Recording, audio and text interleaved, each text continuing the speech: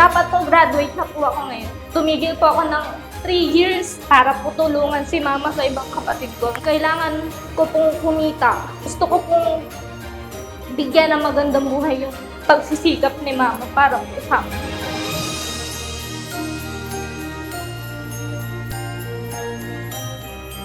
I think teaching is a calling. No, sabi nga nila, it's a noblest profession. Do what you love and love what you do. So kahit mahirap siya, kung mahal mo yung ginagawa mo, i-enjoy mo na lang siya daily.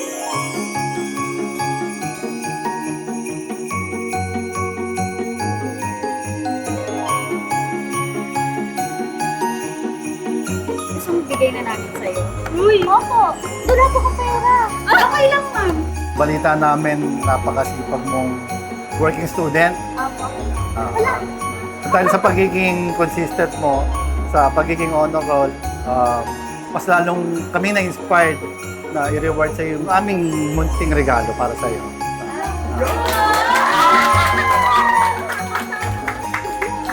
Hindi ka na mahihirapan sa mga online. Totoo ba to? Oo, tama.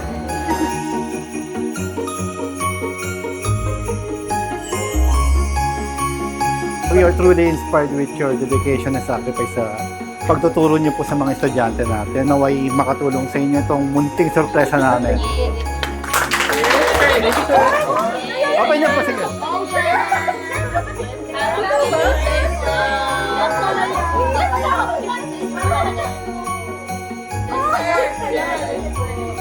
Nakaka-inspire po kayo ng mga students at saka ng teacher.